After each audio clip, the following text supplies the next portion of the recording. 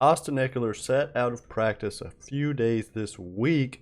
Did practice on Friday. We're going to talk about what to do if you want to sit him or should you sit him and who to put in his place if you do.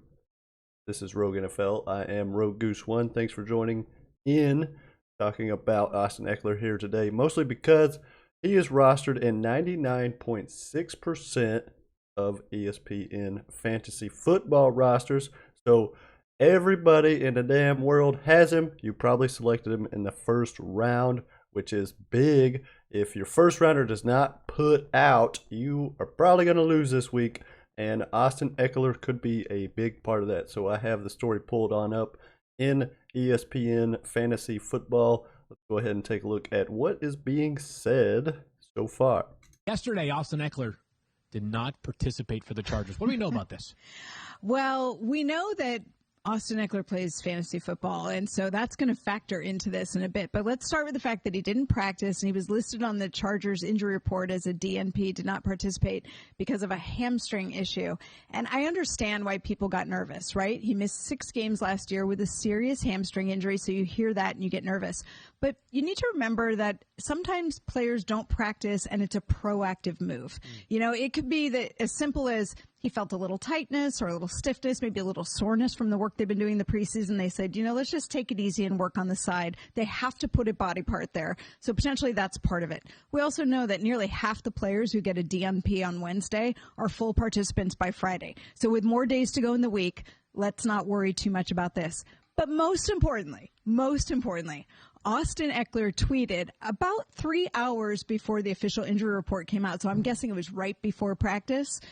He tweeted a picture, a video clip of himself going through some various moves and then said, "Never been more ready or excited." And I think those were words carefully chosen by a guy who understands that fantasy football managers might be paying attention. Yeah, so there you have that.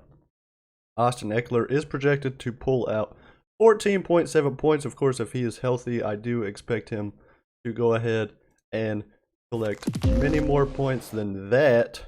And you can see that the Chargers are again talking about a running back committee for 2021, but Ekeler should lead it and see tons of passing game work in the process. Of course, that is always the case with him.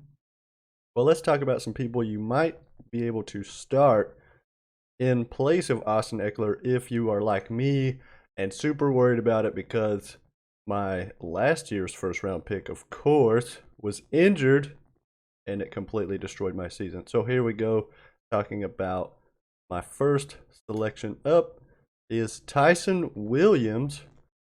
I had Gus Edwards here in this spot, but of course he tore an ACL this past week in practice. So here we got his runner-up, who was already a runner-up. So essentially the third string running back here behind Lamar Jackson, of course, being the RB1, if you will. 11 points projected for Tyson Williams. Only rostered in 76.3% of leagues, so you have a great chance of picking him up. Also, if you go the receiver route, I might select someone as such as, where'd he go? Devonte Smith. Projected for 12 points. He is a rookie, so this is a major 50-50 ball that you might have to throw using Devonte Smith. But we all know every year a rookie wide receiver does put out, like at Terry McLaurin. And let's see. Jamal Williams is likely to get some work there in Detroit. And he is only rostered in 74.1% of leagues. So a good chance he is on your waiver wire. As well as Darrell Henderson, who the Rams did trade for Sony Michel, but I do also expect Darrell Henderson to get a bulk of carries. They have him projected at 13 points there. Dealing with the thumb sprain, we'll see how that plays out. But I do think he is good to go, and he will very likely be the go-to Rams running back in fantasy this week, and he is now rostered in 93% of leagues. But many of you might be able to still get him on your wire. But let's take a look at Jamal Williams, who's only 74%. Now, of course, the Lions do like to use Jamal Williams in goal line situations, so there's a good chance he could come away with a touchdown or two each and every week, so that's something to keep an eye on. Let's go ahead and look at my own waiver wire. Players. Go from the flex position, since you can interchange these two.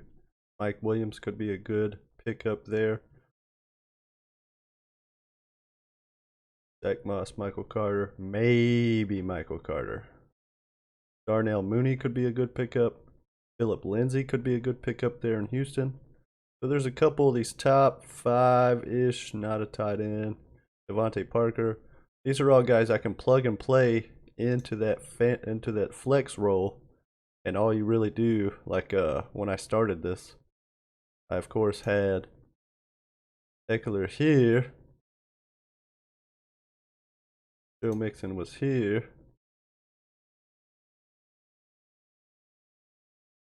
Oh, and I already got rid of him. But anyways, what you can do is move Ekeler to your flex position and just trade him out for a wide receiver. If you decide to go that route, I am probably going to stay pat with Tyson Williams. Just for a bit of layer there. I'm going to stick with Tyson Williams this week, as even though Ekeler, when healthy, will likely get more points than Tyson Williams, it's taking a little bit of a chance here with him. And I super enjoy taking a chance because you never know what you're going to get.